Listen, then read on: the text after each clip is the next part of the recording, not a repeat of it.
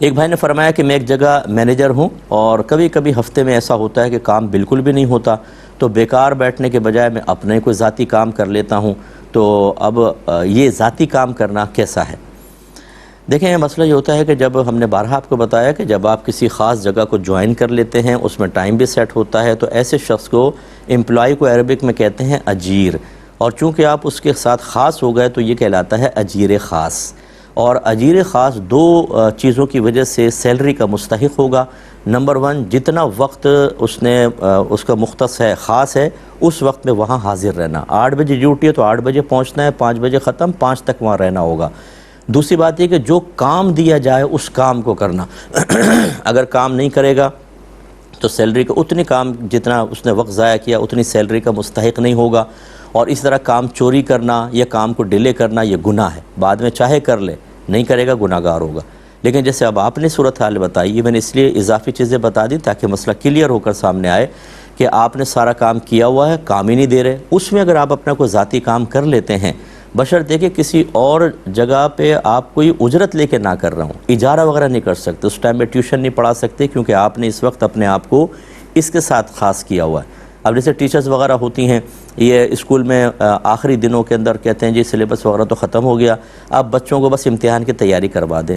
مس نے کہا یاد کرو، اب وہ بیٹھی ہوئی ہیں، اس میں اگر کوئی وہ سویٹر وغیرہ بن لیا، کوئی موبائل پہ کسی کو جواب وغیرہ دے دیا تو چل جائے گا، لیکن اس طرح کا کام نہیں کر سکتے کہ جس سے کوئی ارننگ آپ کریں، چاہے وہ خرید و فروخت ہو آن لائن، چاہے وہ کوئی کسی کی سیلری پر آپ کام کریں۔ یہ صحیح نہیں ہے کیونکہ یہ وقت آپ نے گویا کہ بیچا ہوا ہے، اس وقت یہ وقت انہی کا ہے، اور کچھ نہیں کر سکتے آپ اس میں، یعنی اس طرح کاروباری اعتبار سے اور اجارے کے اعتبار سے، یعنی اپنی سروس پرووائڈ کر کے پیسے لینے کے اعتبار سے تھوڑا بہت اپنا ذاتی کام کرنا چاہیں تو بالکل آپ کر سکتے ہیں۔ ایک یہ کہتے ہیں کہ ایک استاد صاحب تھے، وہ جنگ کا ایک واقعہ بیان کر رہے تھے پرانے زمانے کے، تو کہا کہ اللہ کسی کافر کے ساتھ بھی ایسا سلوک نہ کرے، کیا یہ کلمہ کفر ہے؟ جی، اس میں پہلو تو بے ادبی کا ہے کہ اللہ تعالیٰ کسی کافر کے ساتھ بھی ایسا سلوک نہ کرے۔ یہ اسی وقت کہا ہوگا جب کسی مسلمان کے ساتھ کوئی برا معاملہ ہوا ہوگا کہ کفار نے کاٹ دیا، پیٹ دیا، تو کہا اللہ کافر کے ساتھ بھی ایسا نہ کرے۔ تو اس کا مطلب ہے کہ یہ تو بات وہاں پہ کہی جاتی ہے جب کوئی بڑی ظلم کسی صورت نظر آتی ہے کہ یار اللہ تو یہ ایسا تو بھائی کوئی دشمن کے ساتھ بھی نہ کرو۔ تو یہ اس طرح اس میں تھوڑا سا بے ادبی کا پہلو محسوس ہو رہا ہے۔ ٹیچر کو چاہیے کہ زیادہ محتاط انداز سے کلام کریں اور احتیاطاً، اس پہ میں کفر کا حکم نہیں دے رہا ہوں، احتیاطاً تجدید ایمان، تجدید نکاح کر لیں، یہ انسب ہے۔ ایک بھائی نے کہا کہ ہمارا کرائے کا کلینک ہے اور میں اس کے اندر جو ہوں وہ مطلب مینیجر ہوں اس کلینک کے اندر، لوگوں کو میں ڈیسک پہ غالباً یہ بیٹھے ہوتے ہیں، تو کہتے ہیں مالک مکان نے ٹیکس نہیں دیا تھا، اس وجہ سے آ کر اس کو مکان کو سیل کر دیا گیا، ہمارا کلینک بھی بند ہو گیا۔ کچھ عرصے بعد ڈاکٹر صاحب نے اس کی سیل توڑوا کے مجھے کہا کہ آپ بیٹھو اور چلاؤ کرو اس کو، تو ہم نے وہ کلینک کھول لیا۔ تو 1-2 دن ہم اس طرح کرتے رہے، تو اس 1-2 دن کی سیلری لینا میرے لیے شرعاً جائز ہوگا کہ نہیں؟ تو غالباً ان کے پوچھنے کا مطلب یہ ہے کہ چونکہ ہم نے اللیگل کھولا اور اس وقت گورنمنٹ نے اس کو بند کیا ہوا تھا، اب اس کی سیلری لینا کیسا ہے؟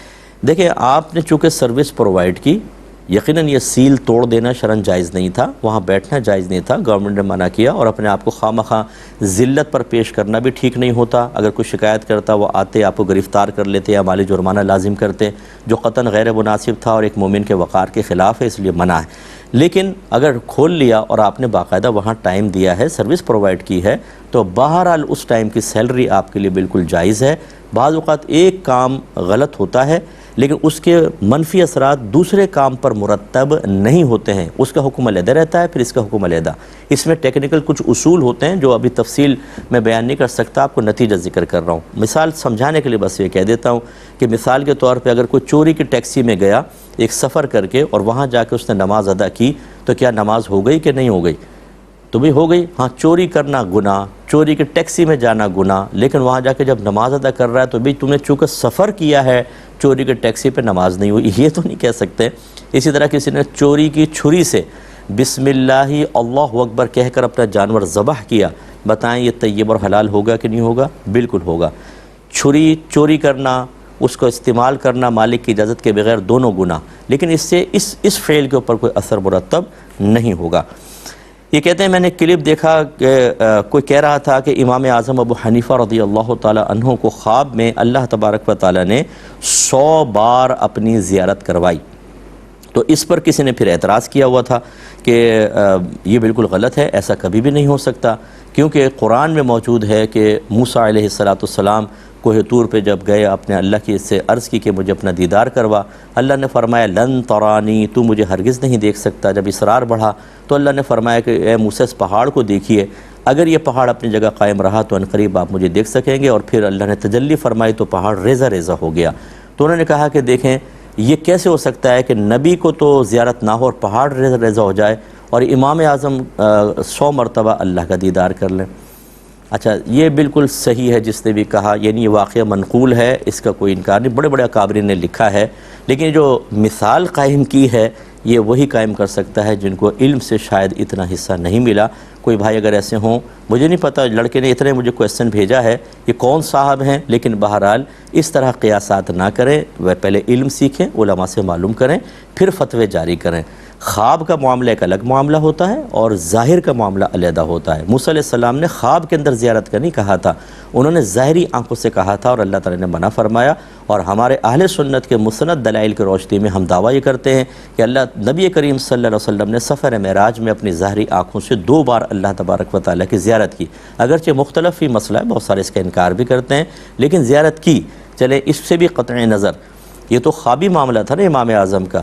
نبی کریم صلی اللہ علیہ وسلم نے صحابہ کرام سے فرمایا کہ یہ بتاؤ کہ اگر دن میں سورج نکلا ہو اور آسمان پہ کوئی بادل نہ ہو تو کیا تم سورج کو دیکھنے میں شک کرو گے؟ عرض کی نہیں۔ فرمایا اگر رات ہو اور بالکل بادل نہ ہو، 14ویں کا چاند ہو، اس چاند کو دیکھنے میں شک کرو گے؟ عرض کی نہیں۔ فرمایا بالکل تم اسی طرح بروز قیامت اپنے رب کو دیکھو گے۔ اب میں ان سے کویسچن کرتا ہوں، بتائیے کہ بروز قیامت کیسے دیکھ لیں گے اگر دیکھنا ہی ناممکن اور کوہ طور جل گیا؟ وہی رب ہے جو موسیٰ علیہ السلام کے معاملے میں تجلی فرمائے تو پہاڑ ختم ہو جائے، اور وہی رب ہے جو بروز قیامت اپنی زیارت کروائے اور لوگ زیارت کر لیں گے۔ تو جب وہاں زیارت کر لیں گے، ایک عام آدمی بالکل عام مسلمان بھی زیارت کرے گا اللہ تعالیٰ کی، تو پھر خواب کا معاملہ تو بالکل جدا گانا ہے۔ اگر آپ خواب میں آگ دیکھیں تو کیا آپ کا دماغ جل جاتا ہے، اڑ جاتا ہے؟ خدا نہ خواستہ آپ خواب میں کوئی کلمہ کفر کہیں تو کیا کافر ہو جاتے ہیں؟ اگر خواب میں کوئی کافر اپنا کلمہ پڑھتا ہوا دیکھ لے تو کیا وہ مسلمان ہو جائے گا؟ نہیں۔ خوابی معاملات ایک الگ ہوتے ہیں، ان کو ظاہری حیات والے معاملات پر قیاس کرنا یا ظاہری حیات والے معاملات کے احکام کو خوابی معاملات کے اوپر نافذ کرنے کی کوشش کرنا، یہ وہی کرے گا جس کو دین سے حصہ کافی کم ملا ہے۔ میرے خیال میں برا نہیں مانے کوئی بھی، لیکن بالکل غلط ہے۔